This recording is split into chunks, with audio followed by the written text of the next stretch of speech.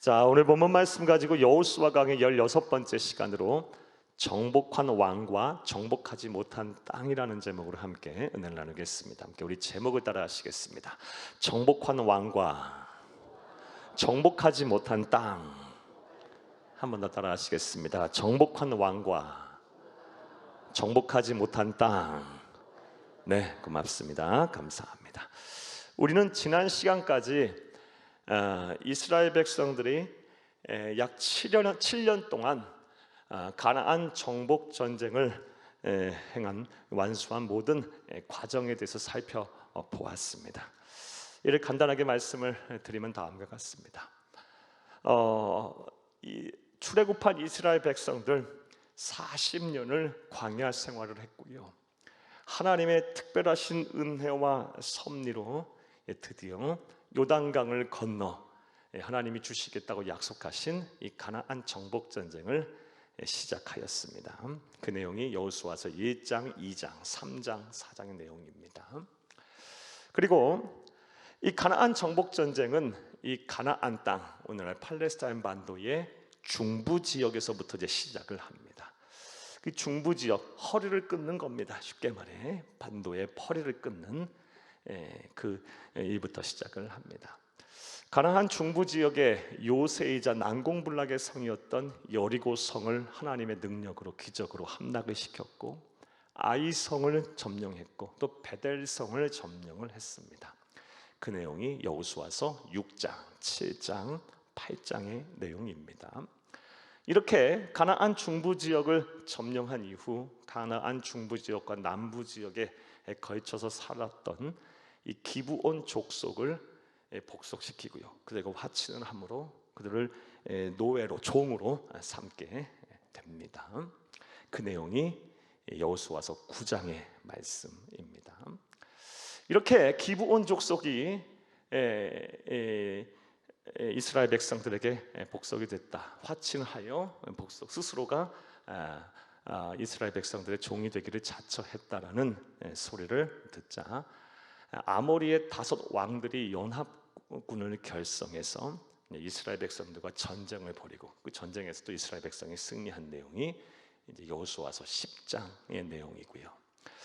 이 5 왕과의 연합군과의 전쟁에서 승리한 여세를 몰아서 이제 가나안 남부 지역, 이 팔레스타인 반도의 남부 지역을 이제 석권하게 되는데 막게다를 성투에서 이기고 림나를 점령하고 라기스를 점령하고 에글론을 점령하고 헤브론을 점령하고 드벨까지 가나안 남부 지역에 있는 모든 성들을 이렇게 점령하는 내용이 이제 여호수아서 10장의 내용입니다.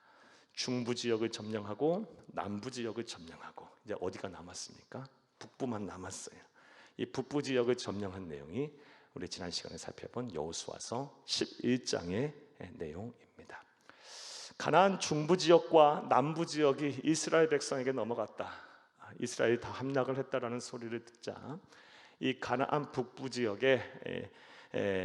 가장 큰 성이었던 하솔이라는 성, 이 하솔이라는 성은 여리고 성의 무려 4배 정도, 여리고 성보다 4배 이상 큰 성이었습니다. 하솔의 야빈이라는 왕이 북부 지역의 여러 민족과 종족과 그리고 왕들을 규합하여 연합군을 또 결성을 하는데 그 연합군의 수가 얼마나 많았던지 성경은 연합군의 수를 표현하기를 해변의 모래알 같았더라. 병거와 말의 수가 해변의 모래알 같았더라라고 표현하고 있습니다. 하지만 하나님께서 함께 하셔서 이 가나안 북부 지역까지도 다 점령을 하고요. 무려 이제 7년의 시간에 가나안 정복 전쟁을 완수를 합니다. 그 내용이 11장까지의 내용이었습니다. 그리고 오늘부터 이제 살펴볼 여호수아서 12장부터의 내용은 여호수아서의 어떻게 보면 터닝 포인트가 되는 이제 후반부를 시작하는 말씀입니다. 1장부터 11장까지가 가나안 정복 전쟁에 대한 이야기였다면 이제 12장부터 끝장까지의 말씀은 정복한 이후 이 땅을 어떻게 정복한 것을 어떻게 기념하고 땅을 어떻게 분배하며 이 정복한 땅에서 어떻게 살 것인가에 대한 이 후속 조치, 정복 전쟁 후에 후속 조치에 관한 말씀입니다. 오늘 12장 말씀 또 13장 1절부터 7절까지의 말씀을 통해서 우리 한 절 한 절 또 읽어가면서 하나님이 주시는 은혜를 누리겠습니다. 그의 시간 되기를 간절히 바랍니다. 할렐루야. 자, 먼저 우리가 읽지는 않았지만 오늘 본문으로 삼은 여호수아서 12장 말씀을 보겠습니다. 여호수아 12장 말씀은 1절부터 시작해서 24절까지 이 이스라엘 백성들이 점령한 정복한 왕들의 이름입니다.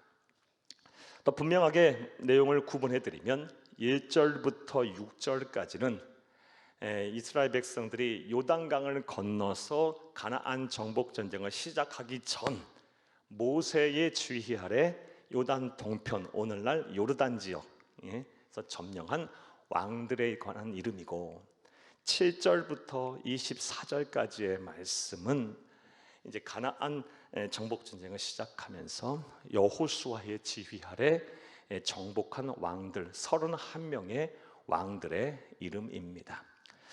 따라서 12장 전체가 이스라엘 백성들이 정복한 왕들의 이름이다 보니 많은 사람들이 이것이 무슨 성경이냐, 무슨 하나님의 말씀이냐, 사람 이름밖에 나오지 않지 않느냐라고 하며 이 하나님의 말씀의 이런 말씀임을 부정하는 사람들이 종종 있곤 합니다. 그리고 이 여호수아서 12장 말씀, 이 왕들의 이름이 1절부터 쭉 시작해서 2절부터 나오기 때문에 이 여호수아서 12장 말씀을 가지고 본문으로 삼아 설교하시는, 강해 설교하시는 목사님들이 그리 많지가 않습니다. 하지만 우리가 분명히 알아야 할 사실은 하나님의 말씀은 단 한 구절, 단 한 낱말도 허투루 쓰여진 말씀이 아닙니다. 하나님께서 이 말씀을 이 성경으로 기록해서 우리에게 주신 이유와 목적이 분명히 있는 것입니다. 우리가 이 말씀은 하나님의 말씀이야, 저 말씀은 하나님의 말씀이 아니야 라고 우리가 함부로 취사 선택하며 하나님의 말씀의 신성을 부정해서는 안 되는 것입니다. 자, 그러므로 우리 12장 1절부터 24절까지의 말씀, 이스라엘 백성들이 점령한 이 왕들의 이름을 통해서도 하나님이 우리에게 주실 분명한 은혜와 또 영적 교훈이 있음을 믿으시기를 간절히 주의 이름으로 축복합니다. 자, 먼저 사랑하는 여러분, 이런 생각을 한번 해보겠습니다. 그렇다면 왜 하나님께서는 가나안 정복 전쟁을 다 이렇게 7년의 시간을 마친 이후에 이 여호수아서의 전반부를 끝내고 후반부를 시작하면서 그들이 점령한 이 왕들의 정복한 왕들의 이름을 기록하게 하셨을까요? 그 이유와 목적이 무엇일까요? 그리고 또한 우리는 그러한 이 하나님의 의도를 통해서 우리가 배워야 할 영적인 교훈은 무엇일까요? 먼저 첫 번째, 하나님께서 이 정복한 왕들의 이름을 하신 목적은 하나님의 은혜를 잊지 말고 감사하라라는 취지에서 그리 하신 것입니다. 한번 따라 하시겠습니다. 하나님의 은혜를 잊지 말고 감사해야 한다 라는 목적 하에 하나님께서는 이 여호수아 12장 말씀, 이 여호수아서의 후반부를 시작하면서 그 첫 번째 말씀으로 이스라엘 백성들이 정복한 왕들의 이름을 기록한 것입니다. 우리 12장 1절부터 6절까지 말씀 먼저 보겠습니다. 12장 1절에서 6절 말씀은 요단강을 건너기 이전에, 가나안 정복 전쟁을 시작하기 이전에 모세의 지휘 아래 이스라엘 백성들이 점령한 요단 동편에 있는 왕들의 이름입니다. 함께 읽겠습니다. 이스라엘 자손이 요단 저편 해돋는 쪽 곧 이 아르논 골짜기에서 헤르몬 산까지의 동쪽은 아라바를 차지하고 그 땅에 쳐 죽인 왕들은 이러하니라 하면, 지명을 이름을 몰라도 상관없어요. 오늘날 요르단 지역이라 그렇게 생각하시면 됩니다. 2절 읽겠습니다. 시온은 헤스본에 거주하던 아모리 족속의 왕이라. 그가 다스리던 땅은 아르논 골짜기가에 있는 아르논에서 골짜기 가운데 성읍과 길르앗 절반 곧 암몬 자손의 경계 야복강까지며 시혼이라는 왕 이름 나왔습니다. 3절 또 동방 아라바 긴네롯 바다까지이며 또 동방 아라바의 바다 곧 염해의 베저시못으로 통한 길까지의 남쪽으로 비스가 산기스까지이며 옥은 르바의 남은 족속으로 아스타롯과 에르베리에 거주하던 바산의 왕이라. 두 번째 왕 이름 나왔습니다. 옥과 옥에 대한 이름이 나왔어요. 4절 또 5절 읽겠습니다. 그가 다스리던 땅은 헤르몬 산과 사르가와 온 바산과 미크술 사람과 마하가 사람의 경계까지의 길르앗 절반이니 헤스본 왕 시혼의 경계에 접한 곳이라. 여호와의 종 모세와 이스라엘 자손이 그들을 치고 여호와의 종 모세가 그 땅을 루벤 사람과 갓 사람과 므낫세 반지파의 기업으로 주었더라. 아멘. 6절에 관한 말씀은 다음 시간에 더 정확하게, 분배에 관한 말씀은 다음 시간에 정확하게 드리겠습니다. 이렇게 먼저 1절부터 6절까지가 우리가 읽었는데 또 7절부터 24절까지도 마찬가지지만 하나님께서 이 그들이 정복한 왕들의 이름 시혼과 옥에 관한 대해서 이렇게 이름을 자세하게 기록한 이유는, 사랑하는 여러분, 하나님의 은혜를 잊지 말고 감사해야 된다라는 취지에서 하나님께서 그런 의도와 목적으로 이렇게 자세하게 왕의 이름과 정령한 땅의 경계를 기록을 한 것입니다. 사랑하는 여러분, 그러므로 우리는 이러한 하나님의 의도와 하나님의 기록 목적, 여호수아서의 12장의 기록 목적을 잘 파악해서 우리 또한 지난 날부터 오늘에 이르기까지 나와 함께 하신 내 신앙의 역사, 내 삶의 역사 속에서 나와 함께 하셨던 그 하나님의 은혜를 잊지 말고 늘 감사하는 삶을 살아야 할 줄로 믿습니다. 사람들이 얼마나 간사한지, 우리 그리스도인 신앙인이라도 예외 없어요. 참 우리가 이 은혜를 너무 쉽게 잊어요. 그리고 감사에 너무 인색해요. 우리 옛말에 예전에도 한번 말씀드린 적이 있지만 이런 말이 있어요. 원수는 어디에 새기고? 돌에 새기고. 돌에 새기고. 은혜는 어디에 새긴다? 물에 새긴다. 마음이 아니고 물에 새겨. 물은 흘러가 버리면 그만이야. 사람들이 은혜는 너무 쉽게 잊는다는 말이에요. 돌에다 이 원수의 이름을 새겨.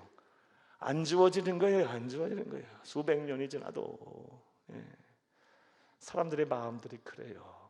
나를 힘들게 하고 섭섭하게 하고 내가 어려웠던 기억들은 다른 말로 마음의 상처와 고통과 트라우마들은 오래 잊어지지 않아요. 그리고 내 안에 있어요. 하지만 내가 받은 은혜와 내 축복과 또 나에 대한 이 사랑과 모든 이런 내가 감사해야 될 것들은요, 너무 쉽게 잊어요. 너무 쉽게 잊어. 하나님은 이스라엘 백성들에게 말씀하고 계시는 거예요. 광야 40년 동안 함께 하셨던 그 하나님, 그리고 요단강을 건너기 이전부터 하나님은 그 강력했던 왕 시혼과 아모리 족속의 두 왕 시혼과 이 옥을 물리치게 하셨던 그 하나님의 행적과 그 사람들의 이름과 땅, 그들이 점령한 땅의 경계를 기록하게 함으로 하나님의 은혜를 잊지 말라. 그리고 이후에 7절에서 24절 또 우리가 있겠지만 이 여호수아의 지휘 아래 가나안 땅을 정복한, 가나안 땅에서 정복한 왕들의 이름 기록한 이유와 목적 또한 마찬가지예요. 하나님의 은혜를 잊지 말고 감사하라는 것입니다. 사랑하는 여러분, 우리는 하나님의 은혜를 잊지 않고 늘 감사하는 삶을 살아야 할 줄로 믿습니다.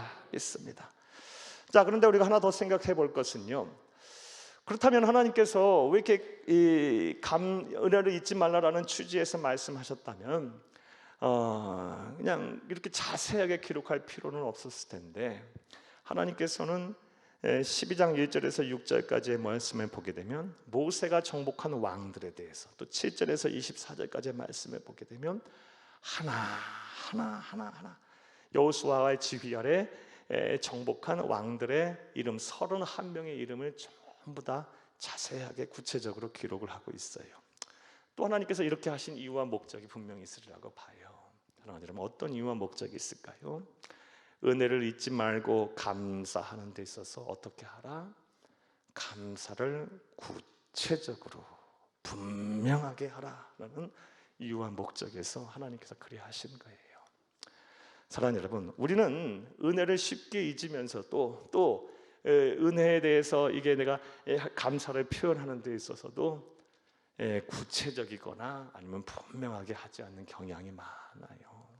여러분, 여러분이 하나님께 받은 은혜가 있다면요, 구체적으로 분명하게 하나님께 감사의 표현을 하세요. 이왕이면 다 한번 이렇게 적으세요. 여러분, 기도하신 것들, 그래서 또 받은 은혜가 있다면 다 이렇게 한번 적어보세요. 다 적어보면, 야, 하나님이 나에게 이렇게 일하셨어, 하나님이 나와 이렇게 함께 하셨어, 이런 것들이 새로 다 기억이 날 것이고, 또 우리가 하나님 앞에 분명하게 감사를 할 수가 있을 것입니다. 저는 죄송하지만 제 얘기 좀 드리면, 저는 기도 일지를 쓰고 있어요. 날마다 쓰는데요, 한쪽에는 제가 기도하는 내용들에서 쓰고 있고, 노트를 이렇게 반을 딱 접어서, 접지 않더라도 또 반을 이렇게 쓰고 반은 남겨놓고, 시간이 흘러서 그걸 보다가 응답이 되면 그 기도한 제목 옆에다가 언제 어느 때에 응답을 받았고 이런 응답을 받았다라고 이렇게 기록을 해요. 그런데요, 시간이 지나서 이렇게 보게 되면요, 빈 공간이 없어요. 다 빈 공간이 없어요. 하나도 그냥 감사하지 않을 것이 없어요. 정말 하나님은 어떻게 이렇게 정확하신 분이신지. 그리고 그렇게 자세하게 내가 기도한 것과 또 응답을 받은 것, 그래서 감사의 내용을 기록하니까요, 그 하나님 앞에 더 분명하고 명확하게 감사를 드릴 수 있고, 또 그러므로 인해서 더 감사를 낳잖아요. 더 큰 감사를 할 수 있게 되는 것을 보게 돼요. 이것이 어떻게 저에게만 주시를 매겠어요.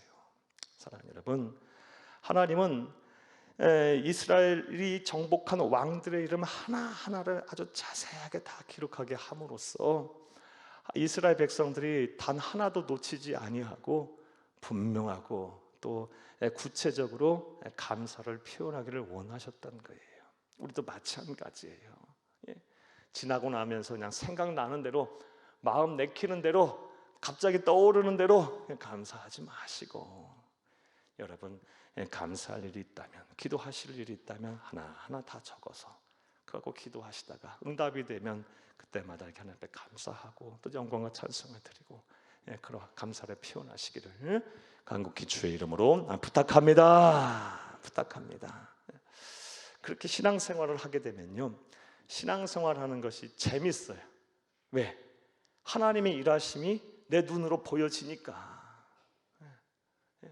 하나님의 일하심이, 이 영이신 하나님의 일하심이 내 눈으로 확인할 수가 있으니까 직접. 여러분, 신앙생활은 우리가 그렇게 하는 거라고 생각이 돼요. 눈에 보이지 아니하는 하나님을 어떻게 우리가 잘 섬길 수가 있겠어요? 우리가 우리의 오감을 동원해서 눈에 보이지 않는 하나님을 내가 체험하는 거예요.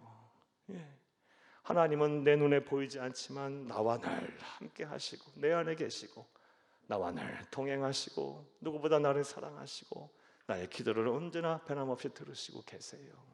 일하시고 계세요. 그 하나님의 일하심을 우리가 느끼고 우리가 표현하고 우리가 온전히 인식하고 인지할 수 있도록, 잊지 않도록 여러분 기록에도 남기시고, 또 그 기록에 남긴 것에도 낭독도 해보시고 또 써보기도 하시고 또 들려주기도 하시고, 이렇게 자꾸 이 눈에 보이지 않는 하나님을 내 삶에 보이는 하나님으로 자꾸 이렇게 표현해 가세요. 그러면 신앙생활이 재밌어요. 재밌어. 왜? 하나님이 일하심이 나와 함께 하심이 보이니까 눈에. 많은 사람들이 이런 작업들을 안 하고 신앙생활을 하니까 하나님이 내게서 너무 멀리 계신 것만 같은 거예요. 기도에도 늘 침묵하시는 것만 같고, 나와는 상관없는 성경의 이야기들은 그 누군가의 그 역사 속에서나 존재하는 그런 신화 같고, 사랑하는 여러분, 자꾸 하나님은 내 안에서 살아나게 하세요. 내 눈으로 확인할 수 있게 하세요. 그리하셔서 여러분의 삶이 하나님의 은혜와 하나님의 사랑에 충만하게 나타나기를, 그래서 감사를 더 구체적으로 분명하게 표현할 수 있게 되기를 간절히 주의 이름으로 축복합니다. 축복합니다. 자, 12장 1절에서 6절까지만 읽었는데요, 또 7절에서 24절 있겠고요.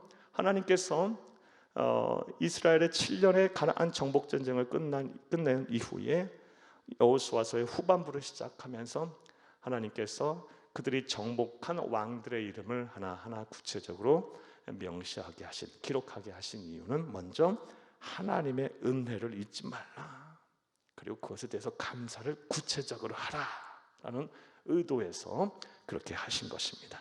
이것을 반드시 알고 저와 여러분 온전히 실천해야 할 줄로 믿습니다. 또 두 번째로, 하나님께서 이 왕들의 이름, 정복한 왕들의 이름을 하나하나 구체적으로 기록하게 하신 그 이유와 목적이 무엇일까요? 두 번째 의도와 목적은 하나님께서 약속하신 것을 어떻게 성취하였는지를 보라라는 거예요. 내가 너희에게 약속한 것을 어떻게 내가 이루었는지를 확인하라, 보라라는 취지에서 그리 하신 것입니다. 사랑하는 여러분, 7절에서 24절 말씀도 한번 읽어보겠어요. 우리 아마 여러분 여호수아서 12장 7절에서 24절 말씀, 이 본문 삼아 설교 듣기가 여러분 일평생에 많지 않으실 거예요. 한번 쫙 한번 읽어보겠습니다. 여호수아가 가나안 땅에 들어와서 여호수아의 지휘 아래 이스라엘 백성들이 정복한 왕들의 이름입니다. 발음도 잘 안 됩니다. 한번 읽어보겠습니다. 여호수아와 이스라엘 자손이 요단 이편 곧 서쪽 레바논 골짜기에 바알가스부터 세일로 올라가는 곳 할락산까지 쳐서 멸한 그 땅의 왕들은 이러하니라. 그러니까 가나안 땅에 들어와서, 오늘날 팔레스타인 땅이에요, 반도예요, 이스라엘 땅입니다. 들어와서 정복한 왕들의 이름에 대한 얘기입니다. 가로 읽겠습니다. 그 땅을 여호수아가 이스라엘 지파들에게 구분에 따라 소유로 주었으니, 8절, 곧 산지와 평지와 아라바와 경사지와 광야와 네겝 곧 헷 족속과 아모리 족속과 가나안 족속과 브리스 족속과 히비 족속과 여부스 족속의 땅이라. 9절, 하나는 여리고 왕이요 하나는 베델 곁에 아이 왕이요. 10절, 하나는 예루살렘 왕이요 하나는 헤브론 왕이요 하나는 야르못 왕이요 하나는 라기스 왕이요 하나는 에글론 왕이요 하나는 게셀 왕이요 하나는 드블 왕이요 하나는 게델 왕이요 하나는 호르마 왕이요 하나는 아랏 왕이요. 15절, 하나는 림나 왕이요 하나는 아둘람 왕이요 하나는 막게다 왕이요 하나는 베델 왕이요 하나는 답바 왕이요 하나는 헤벨 왕이요 하나는 야벡 왕이요 하나는 라사론 왕이요 하나는 마돈 왕이요 하나는 하솔 왕이요 하나는 시몬 무론 왕이요 하나는 압삽 왕이요. 21절, 하나는 다나 왕이요 하나는 무깃도 왕이요 하나는 게데스 왕이요 하나는 갈멜의 옥르암 왕이요 하나는 돌의 높은 곳에 돌 왕이요 하나는 길갈의 고입 왕이요 하나는 드르사 왕이라. 모든 31왕이었더라. 아멘. 31명의 왕들, 가나안 땅에 들어와서 정복한 31명의 왕들의 이름을 이렇게 자세하게 기록한 이유, 하나님 이유하신 목적이 뭐냐? 하나님께서 내가 너희에게 약속한 것을 어떻게 이루었는지 성취하였음을 보라라는 의도에서 이렇게 말씀하신 것입니다. 31명의 왕들이 다스리던 땅은 앞서 말씀드린 것처럼 가나안 남부, 중부, 북부 전역에 걸쳐서 걸쳐 있는 왕들입니다. 자, 그렇다면 하나님께서 이 이스라엘 백성들에게 언제 이 31명이 다스리던 땅을, 왕들이 다스리던 땅을 주시겠다고 약속을 하셨나요? 일찍이 이스라엘 백성들의 조상인 아브라함에게 하나님께서 그 약속을 주셨어요. 창세기 13장 14, 15절을 함께 보겠습니다. 롯이 아브라함을 떠난 후에 여호와께서 아브라함에게 이르시되 너는 눈을 들어 너 있는 곳에서 북쪽과 남쪽 그리고 동쪽과 서쪽을 바라보라.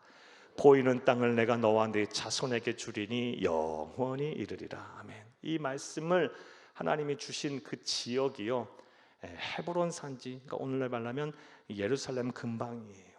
그 근방에 있을 때 롯이 먼저, 조카 롯이 이 아브라함을 곁에 떠나면서 어디를 선택해서 갑니까? 요단 동편에 있는 땅, 오늘날 요르단 지역인 소알성과 소돔과 고모라성, 요단강에 이렇게 흐르고 푸른 목초지가 있는 그 땅을 선택해서 가요. 그럼 네가 우하면 나는 좌하겠고, 네가 위로 가면 나는 아래로 가겠다고 말하지 않았어요? 그래서 이 롯이 그 땅을 선택하자 자신은 척박한 산지인 예루살렘, 헤브론 산지를 선택하면서, 하지만 은혜의 땅인 그 땅을 선택하면서 마음이 힘들어할 때 하나님께서 나타나셔서 아브라함에게 약속하신 말씀이에요. 동과 서, 종과 회를 다 보라. 너 지금 그 높은 산지에서 보는 거예요. 높은 분지에서, 지역에서 양옆에 위아래를 다 보면서 말씀하신 거예요. 그 땅을 다 너와 너희 자손에게 주겠다라고 약속하셨어요. 그리고 그 약속이 이제 언제 성취가 된 겁니까? 가나안 정복 전쟁을 통해서 31명의 왕들을 정복함으로 인해서 그 약속이 성취가 된 것입니다. 사랑하는 여러분, 이처럼 하나님은 약속하신 것을 반드시 이루시는 분이에요. 하나님의 이런 신실성을 의심하지 않기를 다시 한번 간절히 주의 이름으로 축복합니다. 축복합니다. 하나님은 신실하신 분이에요. 약속하신 것 반드시 지키시는 분이에요. 자, 그렇다면 이런 하나님의 신실성 앞에서 우리가 하나님의 약속을 우리가 온전히 성취함을 받기 위해서 우리가 해야 할 자세와 태도는 무엇일까요? 먼저 오래 참아야 돼. 오래 참아야 돼. 약속이 이루어지기까지 오래 참아야 돼요.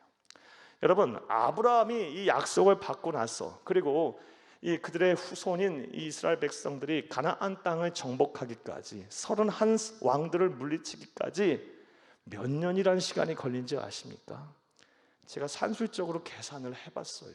여러분, 아브라함이 이 약속의 말씀을 받았을 때가 그의 나이 75세, 76세, 75세라고 할게요. 그리고 100세에 이삭을 낳아요. 그러니까 25년이라는 시간이 흘렀어요. 그리고 이삭은요 60세에 야곱을 낳아요. 그러니까 25년에다 또 60년이 흘렀어요. 야곱은요 130세에 애굽으로 가요. 그러니까 또 70년이나 또 흘렀어요. 거기서 애굽에서 몇 년을 또 노예 생활합니까? 430년을 노예로 살아요. 그리고 출애굽한 이후 40년을 광야 생활을 하고요. 40년이라는 시간이 또 흐른 후에 7년이라는 정복 전쟁의 기간이 마친 이후에 비로소 31성읍을 정복해서 아브라함에게 주셨던 그 약속의 말씀을 성취해요. 다 더하면 692년. 692년. 여러분, 692년이 우리가 살 수 있는 시간이에요. 불가능한 시간이에요. 하나님은 영원 속에 계시는 분이기 때문에 우리의 세대 아니면 우리의 다음 세대, 다 다음 세대를 통해서도 하나님은 당신의 뜻을 이루실 수 있는 거예요. 그리고 이 세상 사는 동안 우리에게 그 약속의 말씀을 이루어주시지 않으면 천국에서 우리의 눈물을 다 닦아주실 것이고 우리의 마음을 시원케 해주실 것이고요. 하나님의 약속의 말씀은 반드시 이루어질 줄로 믿습니다. 그러므로 우리는 뭐 해야 됩니까? 하나님은 반드시 뜻을 이루신다라는 이 믿음을 가지고 오래 참아야 돼요.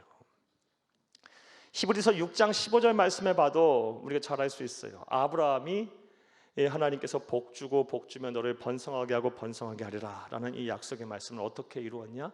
그가 이같이 오래 참아 약속을 받았느니라, 이런 말씀이 있어요. 6장 15절, 우리 히브리서 6장 15절 함께 읽겠습니다. 그가 이같이 오래 참아 약속을 받았느니라. 아멘. 그는 아브라함을 말하고요, 그에게 주셨던 약속은 반드시 너에게 복 주고 복 주며 너를 번성하게 하고 번성하게 하리라.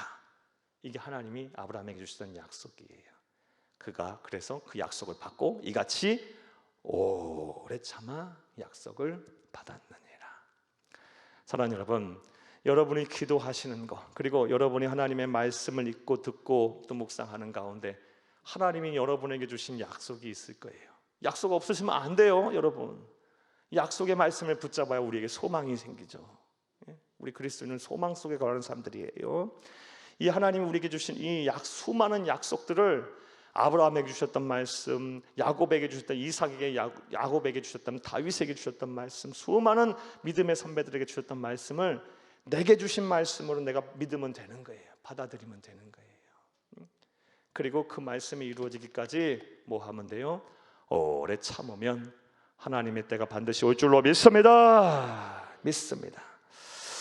또 이 하나님은 약속하신 거 반드시 지키시고 성취하시는 분이신데, 이 약속의 말씀이 이루어지기까지 우리가 취해야 될 태도는 무엇일까요? 먼저는 오래 참는 것이고, 또한 우리가 어떤 태도를 보여야 되냐? 아멘하고 순종해야 돼요. 고린도후서 1장 20절을 함께 보겠어요. 하나님의 약속은 얼마든지 그리스도 안에서 예가 되니 그런즉 그로 말미암아 우리가 아멘하여 하나님께 영광을 돌리게 되느니라. 아멘. 하나님이 우리에게 주신 수많은 말씀 다 예가 된답니다. 예가 뭐예요? 다 이루어진다는 말씀이에요. 이루어지는데 누구에게 이루어져요? 아멘하며 하나님께 영광을 돌리는 자가, 순종하는 자에게가 하나님께 그 약속의 말씀을 다 이루어 하나님께 영광을 돌리게 된다는 말씀이에요. 오래 참으면서 하나님의 말씀을 순종해 가세요. 그러면 반드시 하나님의 말씀이 저와 여러분의 것이 될 줄로 믿습니다. 자, 두 번째로 하나님께서 12장에서 이스라엘 백성들이 정복한 왕들의 이름을 구체적으로 하나씩 다 나열한 이유는, 하나님께서 그렇게 기록하게 하신 이유는 하나님께서는 약속하신 것을 반드시 이루시는 분이라는 것을 나타내 보이시기 위해서 그렇게 하신 거예요. 또 세 번째로 하나님께서 그렇게 하신 이유와 목적이 무엇일까요? 세 번째 이유는요, 하나님의 백성들은 두려워하지 말고 하나님을 신뢰하라라는 그런 취지에서 하나님께서 자세하게 이 왕들의 이름을 기록해 놓은 거예요. 정복한 왕들의 이름. 사랑하는 여러분, 성서 고고학자들 또 성서 신학자들 공통적으로 이야기하는 것이 있어요. 이스라엘 백성들이 이 가나안 땅을 정복한 것은 정말 기적에 가깝다 그래요. 계란으로 바위치기와 같았다라는 말들을 해요. 하나님이 함께 하시지 않았다면 불가능한 일이었을 거다라고 얘기해요. 왜? 사랑하는 여러분, 가나안 땅을 정복하기 이전에 이스라엘 백성들의 문화는요, 청동기 문화를 벗어나지 못하고 있었어요. 그런데 이미 가나안 땅에 수많은 민족들은 다 철기 문화 속에 살고 있었어요. 비교가 안 돼요, 여러분.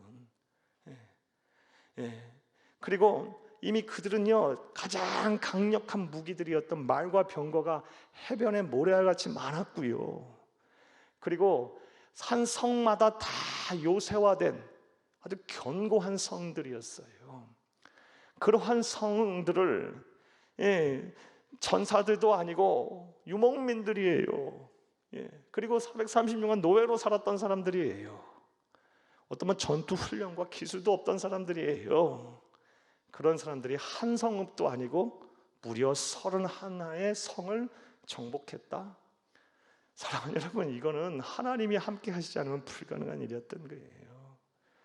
그 하나하나의 이 성과 그 하나하나의 그 왕들은요, 다 그 시대에 누구도 범접할 수 없었던 그런 전사들이었고 또 출중한 영웅들이었었던 사람들이에요.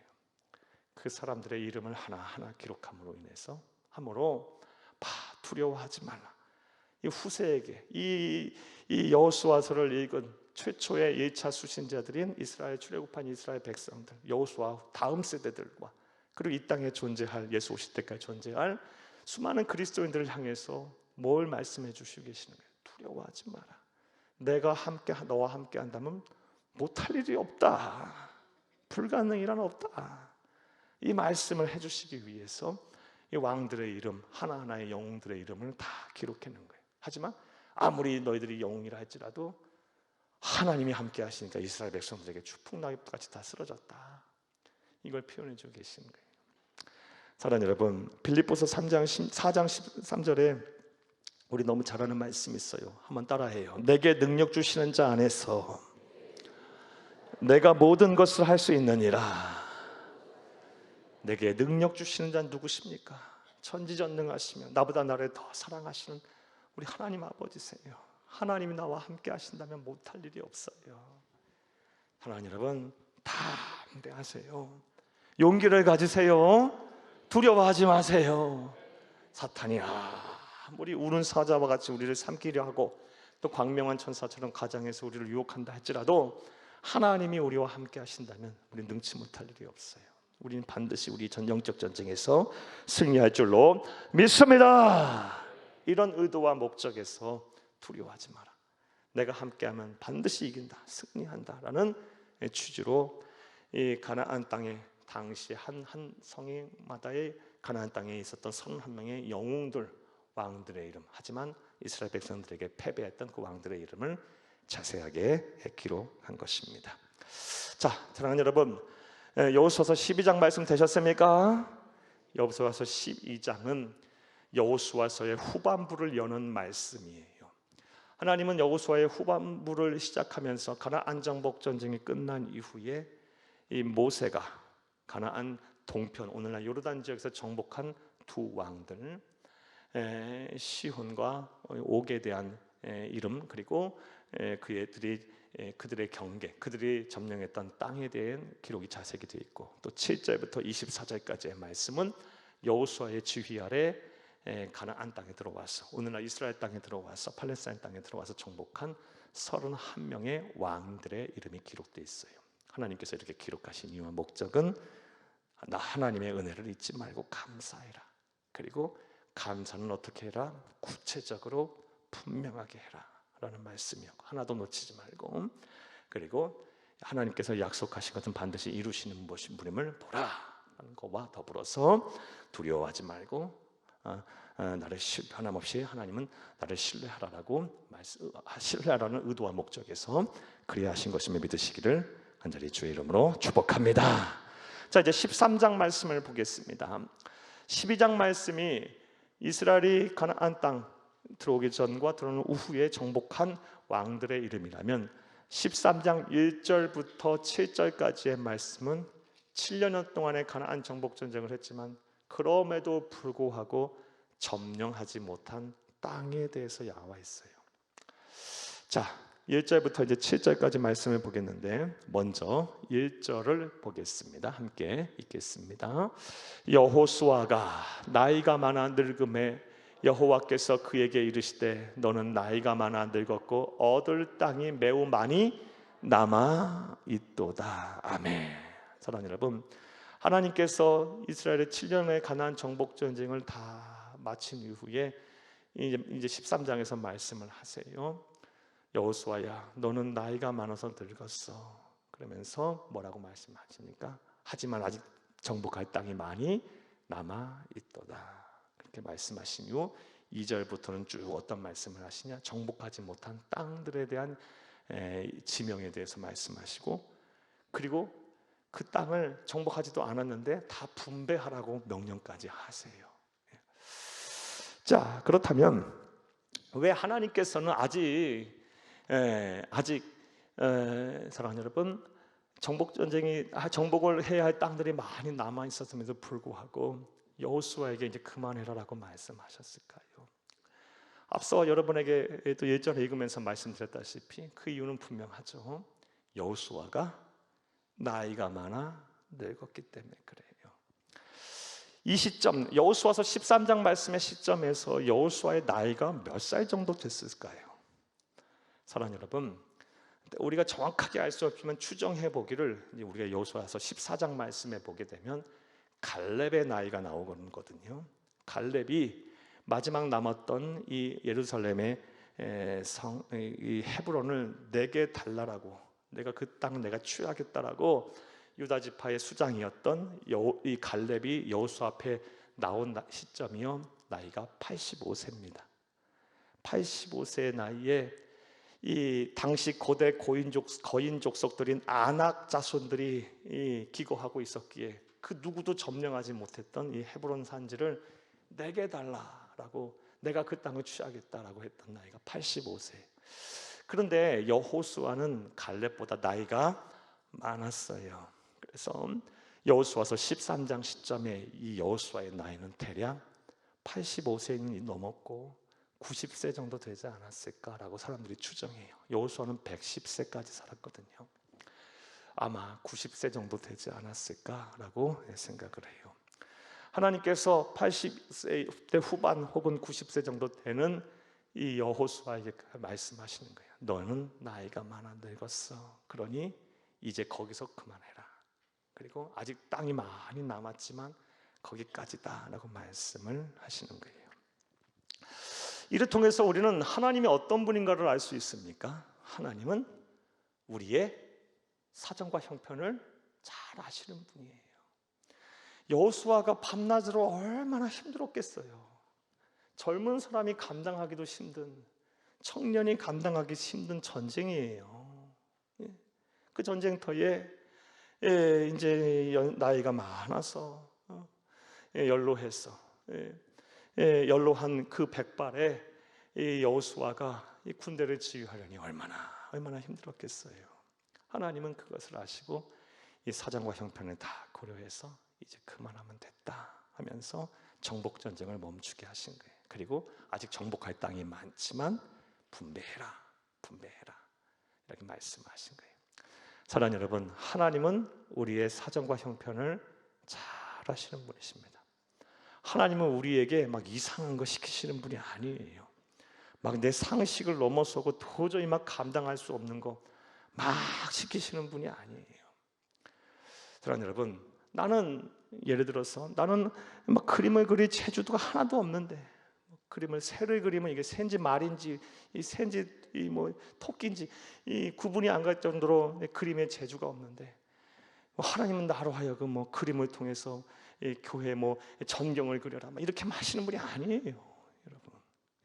하나님은 내게 주신 은사, 내게 주신 환경, 내가 이날 이때까지 배우고 익혀온 나의 모든 지식과 지혜, 그리고 내 사정과 형편 속에서 당신은 우리를 날 사용하시고 일을 하시는 분이신 거예요.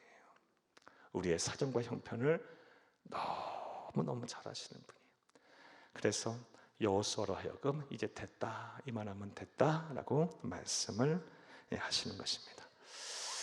자, 13장의 1절을 시작하면서 이제 정복하지 못한 땅에 대한 말씀을 시작하면서 여호수아 너희는 나이가 많아 늙었어, 이 얘기를 두 번이나 하시거든요. 1절에서 그런 말씀을 하시면서 하나님은 이제 그만하면 됐다라고 말씀하시는데, 저는 이 여호수아의 퇴장과 그리고 이 하나님이 여호수아를 은퇴시키는 이런 내용들을 보면서 설교 준비하면 다음 같은 생각들을 좀 해봤어요. 우리 그리스도인이 어떻게 나이가 들어야 할까? 어떻게 늙어가야 할까? 사랑하는 여러분, 저와 여러분의 이거 숙제 아닙니까? 그리고 이미 연세가 많으신 분들은 지금 그 문제에 대한 답을 갖고 계셔야 하고, 또 그것 때문에 고민하고 계신 분도 많으실 텐데, 우리 그리스도인이 어떻게 늙어가야 할까? 어떻게 나이 들어가야 할까? 이런 생각들을 짧게나마 좀 해봤어요. 언젠가 이것에 대해서 한번 자세하게 한번 나이듦의 영성에 대한 말씀을 한번 제가 전해드리고 싶어요.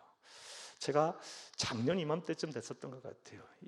우리 그리스도인의 나이듦에 대한 공부를 한동안 좀 많이 했었던 적이 있었는데, 그 이후로 다시 안 하고 있다가 오늘 본문 말씀을 묵상하면서 우리 그리스도인 여호수아의 퇴장, 그리고 하나님의 이런 명령 통해서 우리 그리스도인이 어떻게 나이 들어가야 할까, 나이듦의 영성에 대해서 간단하게 좀 생각해 봤는데요. 몇 가지만 말씀을 먼저 드리면, 먼저 욕심을 부리면 안 됩니다. 하나님께서 야 여호수아야 이만하면 됐다, 너는 나이가 많고 늙었다 라고 말씀하셔서 이제 정복전쟁을 멈춰라, 하지만 아직 정복할 땅이 많다라고 했을 때 여호수아가 무슨 소리입니까? 아직 정복할 땅이 이렇게 많은데 하나님 안 됩니다 라고 했다면, 하나님께서 어떻게 하셨을까? 쓰셨을까? 아니요. 그래도 안 쓰셨을 거예요. 이것은 모세를 통해서 알 수 있어요. 신명기서 3장 25, 26절을 함께 보겠습니다. 구하옵나니 나를 건너가게 하사 요단 저쪽에 있는 아름다운 땅 아름다운 산과 레바논을 보게 하옵소서 하되 여호와께서 너희 때문에 내게 진노하사 내 말을 듣지 아니하시고 내게 이르시기를 그만해도 족하니 이 일로 다시 내게 말하지 말라. 아멘. 이 말씀은 모세가 하나님 앞에 마지막으로 구하는 기도였어요. 모세는 그토록 바라고 원했던 가나안 땅에 들어가지 못했어요. 비스가산 위에서 마지막을 맞이하면서 하나님이여 구하고 옵나니 나를 건너가게 하사 요단강을 건너서 저 가나안 땅에 좀 들어가게 해주옵소서. 모세만큼 이것을 간절히 원했던 사람이 또 어디 있었겠어요? 출애굽의 지도자인데요. 간절히 원했어요. 하나님은 모세야 이만하면 됐다, 좋게라, 만족해 해라 라고 말씀하고 계세요. 사랑하는 여러분, 저와 여러분 그리고 언젠가 나이 들지 않는 사람은 없어요. 그리고 이미 우리 연세 드신 우리 어르신들 많이 계신데 우리는 욕심을 부리면 안 됩니다. 절대로 욕심을 부리지 말고 하루하루 만족하고 자족할 수 있는 그런 영성, 그런 은혜를 갖고 살아야 할 줄로 믿습니다. 자, 또 우리가 나이 듦에 따라 어떤 그리스도인의 영성을 가져야 하냐? 우리가 욕심을 부려서는 안 되지만 한편으론 어떻게 살아야 하냐? 우리가 이 신앙의 본질을 더 추구하는 삶을 살아야 합니다.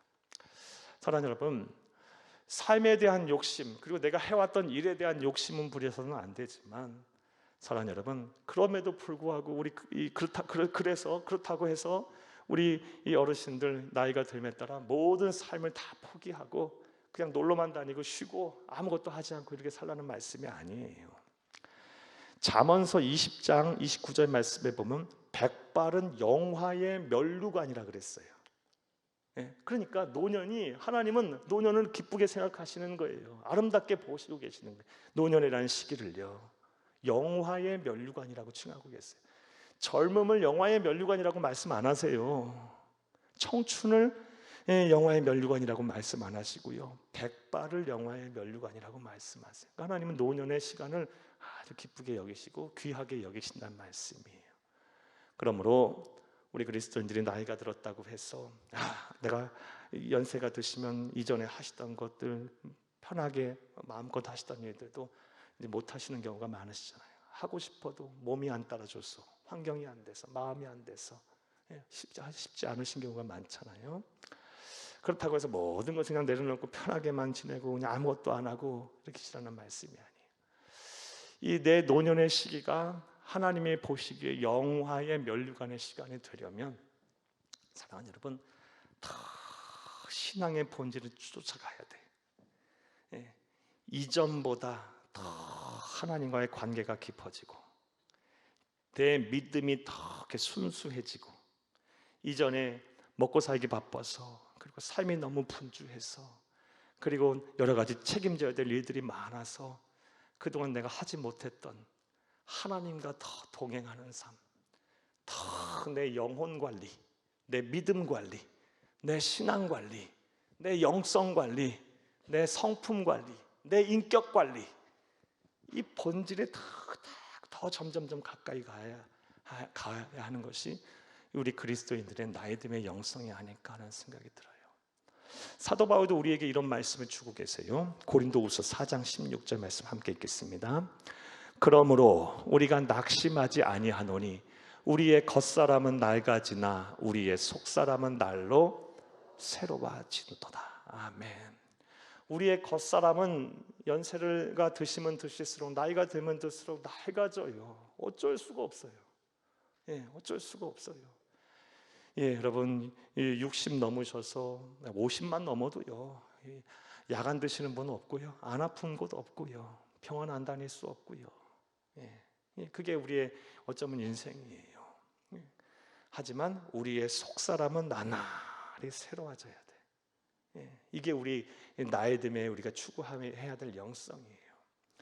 연세가 드신 분들, 그리고 우리가 앞으로 모든 사람이 다 나이가 될 텐데, 나이가 들면 따라 내가 그동안 품어왔던 세상 욕심, 일 욕심, 그리고 해야 할 욕심들은 좀 내려놓고 더 내가 내 신앙의 본질, 그리고 내 안에 있는 가장 소중한 내 자아, 내 영성, 내 믿음, 내 성품, 이것을 내 속사람을 다 나날이 새롭게 하는 일을 다 이루기 위해서 노력하시기를 간곡히 주의 이름으로 축복합니다.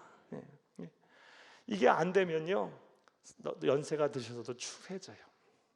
그리고 연세 드시면 어린애가 된다 그러죠. 왜 어린애가 돼? 어린애가 되면 안 되지. 백발은 영화의 멸관이라 그랬는데, 더 인품이 막 고결해지고 내 막 영성이 다 순수해지고, 이렇게 늙어가야 되는 것이 우리 그리스도인의 늙어감의 영성이 아닐까라는 생각이 들어요. 그냥 막 이 연세가 드심에 따라 젊어서도 안 하던 짓을 막 하시고 막 이러면 안 되는 거예요. 안 되는 거예요. 영혼 관리, 영성 관리, 내 성품 관리, 내 신앙의 본질을 추구하는 것에 더 시간을 투자하시고 할애하시면서 하나님 나라 가실 준비들을 해가시는 저와 여러분이 되어야 할 줄로 믿습니다. 여호수아에게 말씀하셨어요. 너는 나이가 들어 늙었으니 이만하면 됐다. 이제 정복 할 땅이 많지만 뭐 해라? 내려놓고 끝내고 다 분배해라 라고 말씀을 하셔요. 자, 우리 13장 1절부터 7절까지 그래도 한번 읽어볼까요? 2절부터 7절 한번 보겠습니다. 이 남은 땅은 이러하니 블레셋 사람의 모든 지역과 그술 족속의 모든 지역, 오늘날 가자지구입니다. 3절, 곧 애굽 앞 시홀 시내로부터 가나안 사람에게 속한 북쪽 에그론 경계까지와 블레셋 사람의 5 통치자들의 땅 곧 가사 족속과 아스돗 족속과 아스글론 족속과 가드 족속과 에글론 족속과 또 남쪽 야위 족속의 땅과 4절, 또 가나안 족속의 모든 땅과 시돈 사람에게 속한 무아바와 아모리 족속의 경계 야베까지와 또 그바의 족속의 땅과 해 뜨는 곳에 온 레바논 곧 헤르몬 산 아래 바알가르스부터 하맛에 들어가는 곳까지와 6절 읽겠습니다. 또 레바논에서부터 미스보라보나임까지 의 산지의 모든 주민곳 모든 시돈 사람의 땅이라. 내가 그들을 이스라엘 자손 앞에서 쫓아내리니 너는 내가 명령한 대로 그 땅을 이스라엘에게 분배하여 기업이 되게 하되 너는 이 땅을 9지파와 므낫세 반지파에게 나누어 기업이 되게 하라 하셨더라. 아멘. 오늘날 말하면요, 말씀드렸다시피 지금 한참 하마스와 전쟁 중에 있는 그 지역하고, 그리고 저쪽 이스라엘 북쪽에 있는 레바논, 오늘 그 지역이에요. 시리아 레바논 지역, 그 지역까지는 아직 점령이 안 된 거예요. 하지만 하나님께서 말씀하셨어요. 후손들에게 줄 것이니까 믿음을 가지고 뭐 해라? 분배하라 라고 말씀하셨어요. 자, 이제 하나만 더 생각해보고 말씀 맺으려고 해요. 자, 그렇다면 왜 하나님께서는 말끔하게 이 가나안 땅 전부를 이스라엘 백성들에게 다 주지 않으셨을까요? 그러면 정복전쟁 마쳐라고 말씀하시거든요. 분배하라라는 건 마치란 말씀인데 왜 말끔하게 안 놔두고 다 해결하지 않으시고 일부러 놔두게 하셨을까요? 이 안에도 하나님이 특별한 계획과 목적이 있으라고 생각이 돼요. 만약에 모든 상황을 다 깨끗하게 정리하시고 종료하셔서 그냥 뭐 하나 흠이 없이 다 땅을 정복하게 하셨다면 이스라엘 백성들이 이후에 어떻게 됐을까요? 사랑하는 여러분, 사사기와 그리고 이후에 전개되는 이 열왕기 상, 열왕기 하, 역대상, 역대하에 나오는 이스라엘 백성들의 역사를 보게 되면 어떻을까라는 답이 뻔히 나와요. 그들이 그렇게 말끔하게 다 모든 가나안 땅들을 정복했다면 하나님을 100% 떠났을 겁니다. 그리고 역사 속에서 다른 여러 이방 족속들과 나라들처럼 사라졌을 거예요. 하나님께서 이 가시와 같이, 입안의 가시와 같이 일부 지역을 점령하지 않게 놔뒀기 때문에 이스라엘 백성들은 그것 때문에 날마다 하나님 앞에 부르짖고 기도해야 했고요, 하나님의 도우심을 간구해야 했어요. 오늘 우리에게도 한번 적용해 봐요. 내 삶의 문제가 하나도 없다면, 그냥 뭐 걱정할 일이 없고 기도할 제목이 솔직히 없다면, 여러분 이 밤에 와서 예배 드리며 기도하시겠어요? 그런 분들 정말 믿음의 사람들이에요. 하지만 많은 분들이 안 그럴 거예요. 기도실 가서 기도하라면 하시겠어요? 안 하실 거예요. 그것보다 더 엔조이할 게 세상에 많거든요. 사랑하는 여러분, 그런 의미로 볼 때 지금 깨끗하게 해결되지 않은 내 삶의 문제는 나에게 오히려 축복이에요. 그것이 매개가 돼서, 그것이 이유가 돼서, 그것이 원인이 돼서 내가 하나님이라는 끈을 붙잡고 있으니까요. 말씀 준비하면서 가만히도 제 얘기해서 죄송하지만 좀 생각을 해봤더니요, 저도 하루하루가 이 염려와 근심이 하나라도 없었던 적이 없었던 것 같아요. 좀 편하게 좀 살면 좋은데, 제 문제가 아니면 우리 성도들의 문제가 있고, 뭐 하나라도 꼭 있어요. 하나라도. 그럼 어떻게? 그 문제 갖고 기도해야지. 그러니까 하나님은 항상 그 여지를 남겨두고 계시더라고요. 그래서 생각해 보니 이게 나에게 복이구나. 근데 이런 것도 없었다면 내가 기도하겠어요? 그냥 긍정의 힘을 가지고 모든 거 다 잘 될 거야 이렇게 넘어가는 문제면 되는 겁니까? 아니죠. 그건 또 다른 문제죠. 사랑하는 여러분, 여러분의 삶의 문제, 말끔하게 해결되지 않은 문제가 있다고 해서 그것 때문에 너무 염려하고 걱정하지 마시고, 오히려 그것이 나에게 주신 은혜와 복이라고 믿으시기를 바라요. 그것 때문에 내가 기도하지 않아요. 그것 때문에 내가 신앙이란 끈을 붙잡고 있지 않아요. 그것 때문에 내가 하나님 앞에 나와 계시지 않나요? 그렇다면 오히려 그것이 내게 축복이에요. 축복이야. 넘치지 않고 부족한 것이 내게 은혜라.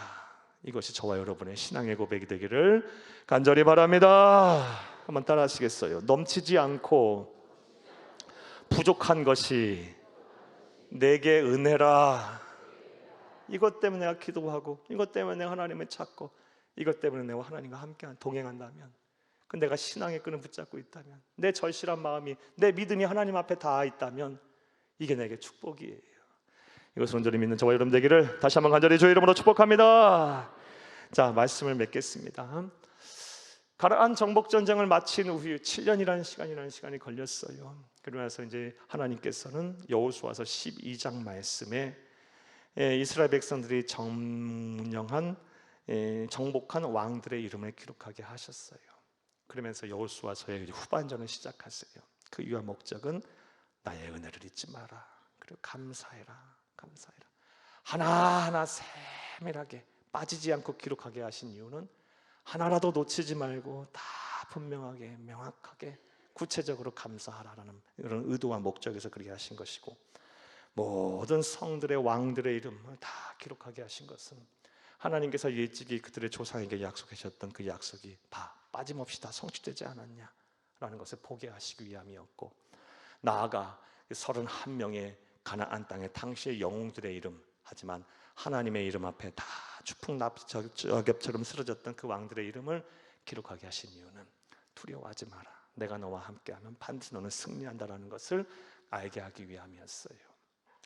저와 여러분에게도 하나님 동일하게 지금 일하고 계신 줄로 믿습니다. 여호수아를 향해서 너는 나이가 많아 늙었으니 이제 거기까지만 하면 됐다 하며 쉬게 하셨던 하나님, 우리의 사정과 형편을 잘 아시는 하나님이십니다. 사랑하는 여러분, 여호수아처럼 또 하나님의 의도하신 것처럼 저와 여러분 또한 나이가 든다라는 것 피할 수 없는 우리 인간의 숙명인데요, 여러분의 나이가 듦에 따라, 우리의 나이가 듦에 따라 우리의 이 욕심은 좀 내려놓고 더 신앙의 본질을 향해, 우리의 인성의 본질을 향해 더 이렇게 집중하며 나아가기를 바랍니다. 그래서 우리의 겉사람은 후패해지고 낡아져도 우리의 속사람은 나날이 새로워지기 바라요. 우리의 인격이, 성품이 더 고결해지고 우리의 신앙이 더 순수해지고 우리의 몸은 낡아져도 우리의 영혼은 더 맑아지고 더 여유가 생기고, 사랑하는 여러분, 그래서 우리의 노년의 시대가 하나님 말씀하신 대로 백발은 영화의 면류관이 되기를 바라요. 노년이 영화의 면류관이 되는 시간이 되기를 간절히 바랍니다. 넘치지 않고 부족한 것이 우리에게 은혜가 돼요. 그러므로 지금 기도하시는 것이 있다면, 말끔하게 해결되시지 않은 것이 있다면 그것에서 감사하시고 그것에 붙잡고 더 하나님 앞에 매달리고 더 하나님과의 깊은 관계가 형성되기를 간절히 주의 이름으로 축복합니다. 축복합니다. 축복합니다.